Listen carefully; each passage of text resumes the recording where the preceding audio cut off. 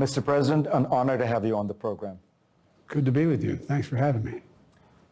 When you go to the NATO summit, the big strategic issue is that Ukraine wants membership in NATO. Should it get membership in NATO? I don't think it's ready for membership in NATO, but here's the deal.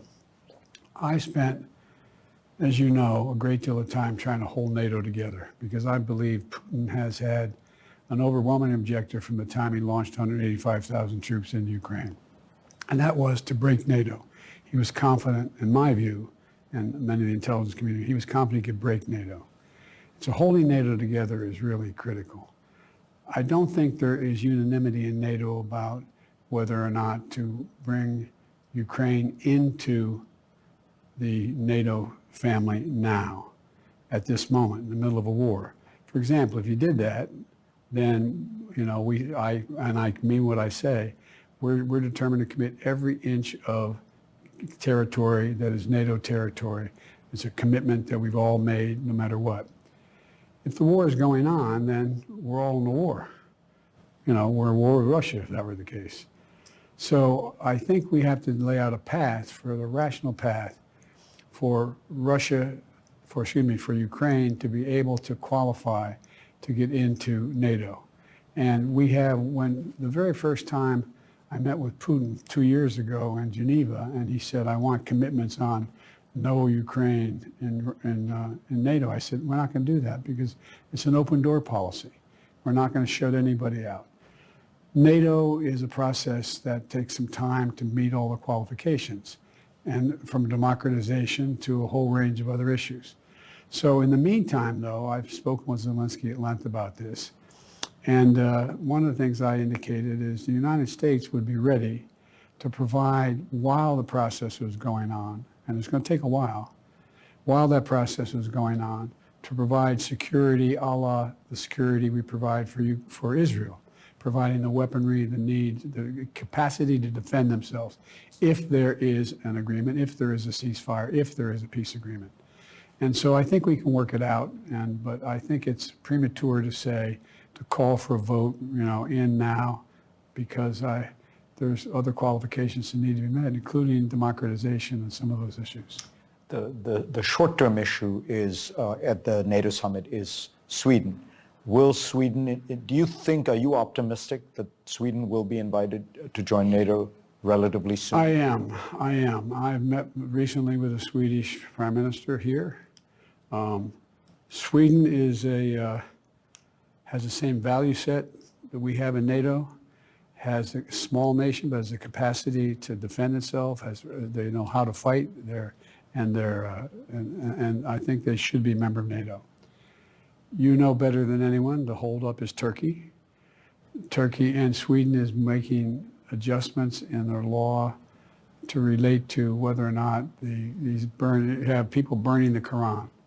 Well, they aren't Swedes that are burning the Quran. They are immigrants who are burning the Quran, and that gives an excuse and/or puts Erdogan in a tough spot at home. And so they're moving to stop that. Number one. Number two, Turkey is looking for modernization of F-16 aircraft, and Mitsotakis in Greece is also looking for some help. And so what I'm trying to, quite frankly, put together is a little bit of a consortium here where we're strengthening NATO in terms of the military capacity of both Greece as well as Turkey, and allow Sweden to come in. But it's in play. It's not done. But you're hopeful? I'm hopeful. Matter of fact, I'm optimistic. You have news. The news is that the administration is going to provide cluster munitions to the Ukrainians.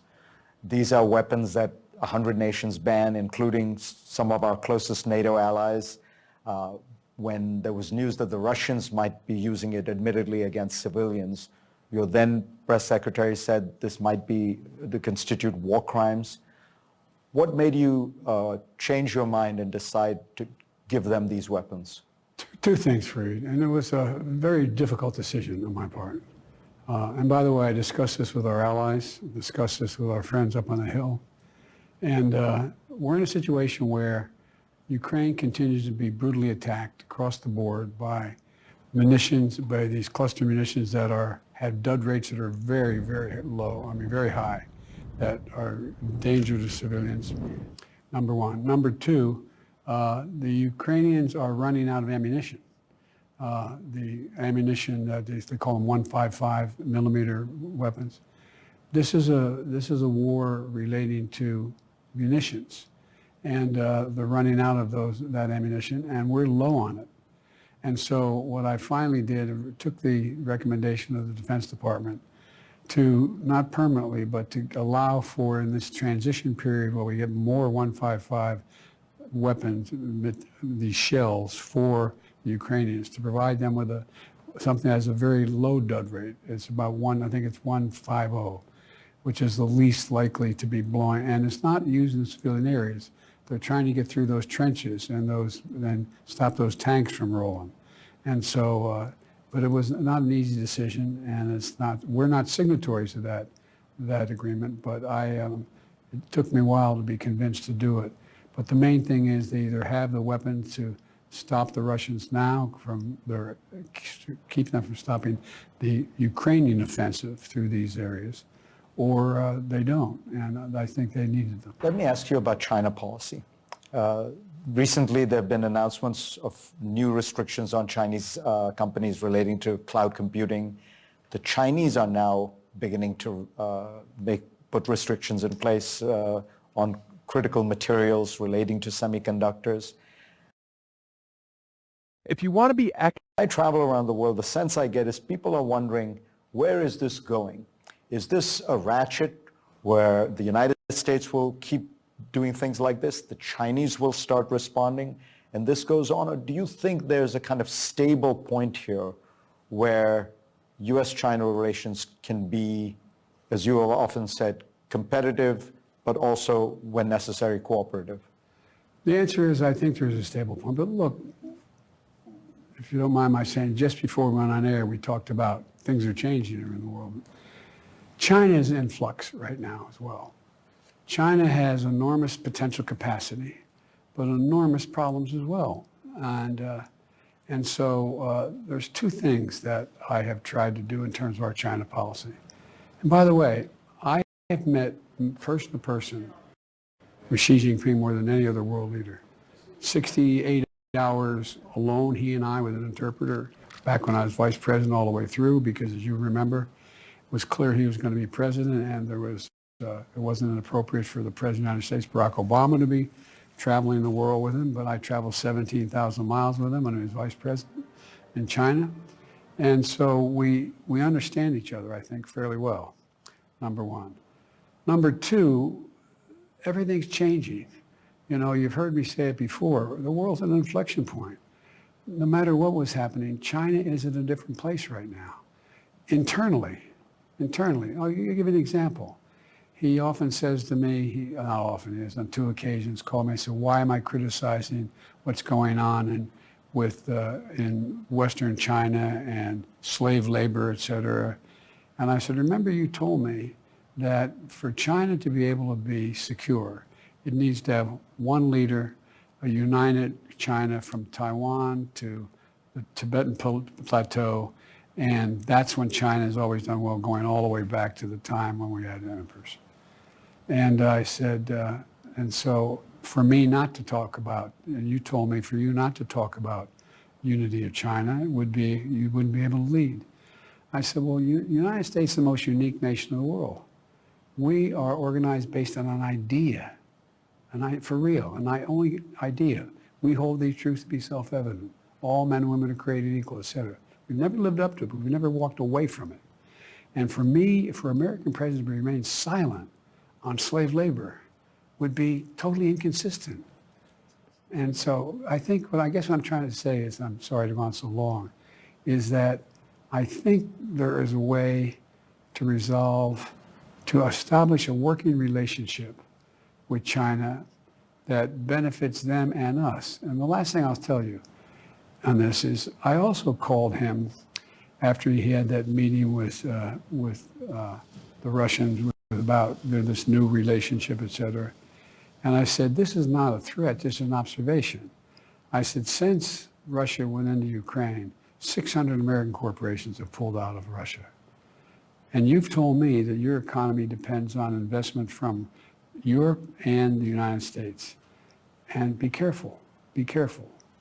And so What did he say? he listened, he didn't argue. And if you notice, he has not gone full bore on Russia. He talks about, nuclear war would be a disaster. There is such a thing as security that's needed anyway. So I think there's a way we can work through this. And that's why I've spent so much time beefing up. I think if I told you 3 years ago, which I had written about in my notes, that I was going to get Japan deeply involved, have them change their defense budget, have them work with not that I've done it, but them work with South Korea, work something out. We're going to put together the Quad, which is India, Australia, the United States, and Japan. I got a call from on that. He said, why are you doing that? I said, we're not doing that to surround you. We're doing that to maintain stability in the Indian Ocean and in the South China Sea, because we believe the rules of the road about what constitutes international airspace, what constitutes international space in the water, should be maintained. And so I just think it's going to take a little time, and where it goes depends a lot on what he's able to do internally in terms of his economy. Do you think he wants China to replace the United States as the leading power, the defining power? Oh yeah, I in think the he system? does. I mean, I'm confident he wants to have the largest economy in the world and have the largest military capacity in the world. Rewrite the rules of the international order? I think so. Not all of them, but he pointed out to me, he said, we weren't there when those rules were written about international airspace and so on.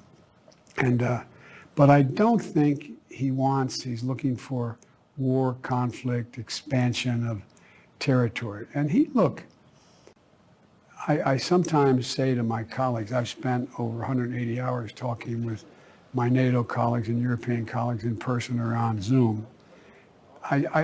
I say to them, do you know any world leader who would trade places with Xi Jinping? Okay, I'll take their problems, you take mine. I don't know anybody who would. Because it's not that he's a bad guy or a good guy. The circumstances are enormously complicated. For example, the whole notion of this new ring road that's going to put around, you're going to invest in other nations. Well, it's ended up producing dead in a noose. These countries are in real trouble. But it requires us to be more responsible. The West, I've been pushing very hard to get our European colleagues to invest in infrastructure in Africa, in South America, to generate the kind of growth that they should have and could have, because we're the ones that caused the environmental problems. We clear-cut everything. And now we're telling them, no, everybody slow up.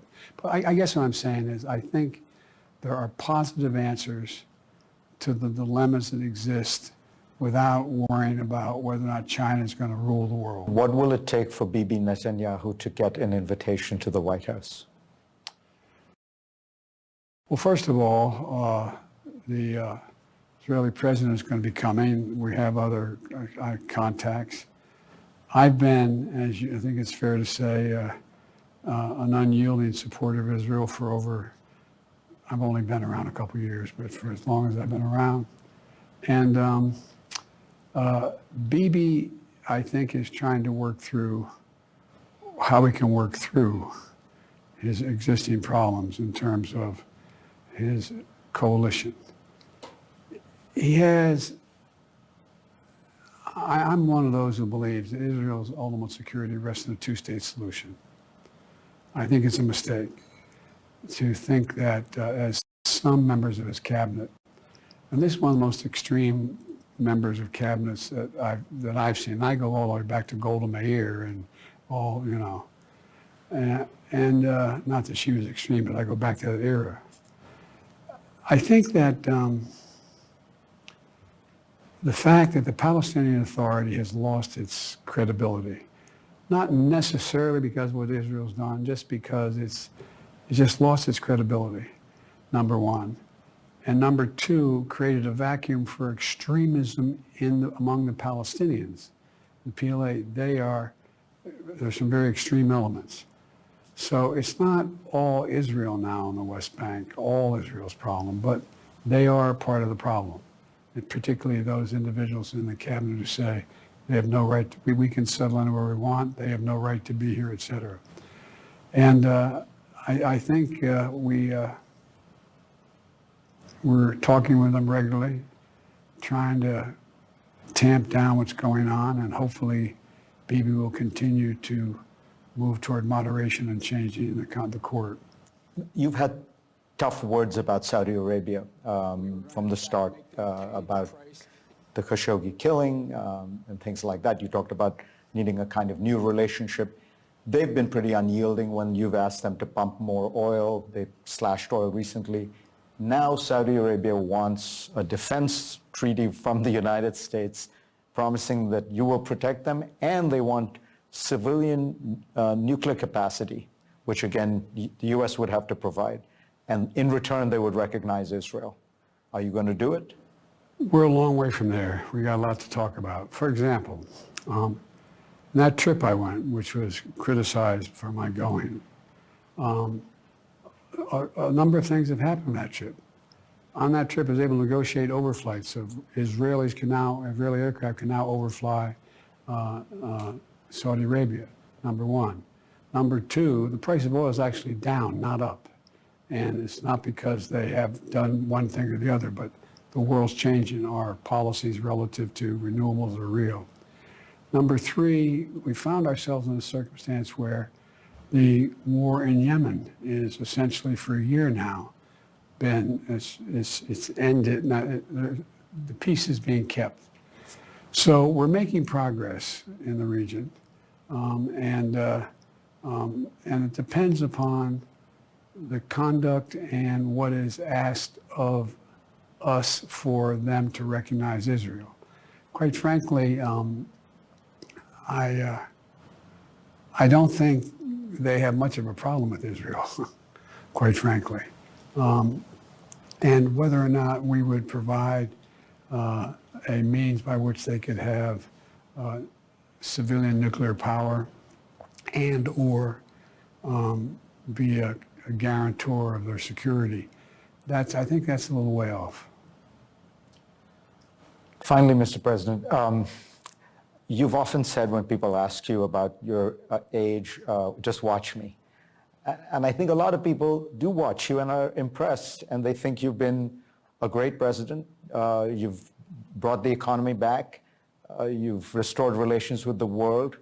But many of these people do say, and these are ardent supporters of yours, the next thing he should do is step aside and let another generation of Democrats take the baton. Why are they wrong? Well, let me, not right or wrong. Look, to use the phrase again, I think we're at an inflection point. I think the world is changing, and I think there is one thing that comes with age if you've been honest about it your whole life, and that is some wisdom. I think we're on the cusp of being able to make significant positive changes in the world. Really, honest to God, do. You see what we've done in Europe. Europe's more united than it's ever been since World War II, into World War II. You see what we've been able to do in the Indian Ocean and the South China Sea. We've united that part of the world, including the basically 50 island nations that are participating. They're going to be here, by the way, shortly. I think we're putting the world together in a way that is going to make things significantly, how can I say it, more secure for people. We're uniting democracies, have the possibility of uniting democracies in a way that hadn't happened ever. And so I think that whether it's the Far East, whether it's NATO, whether it's Europe, whether it's what's going on in Africa, I think we have enormous opportunities, and I think I just want to finish the job, and I think we can do that in the next 6 years. Mr. President, it's been an honor. Thank you. Thank you. Appreciate it.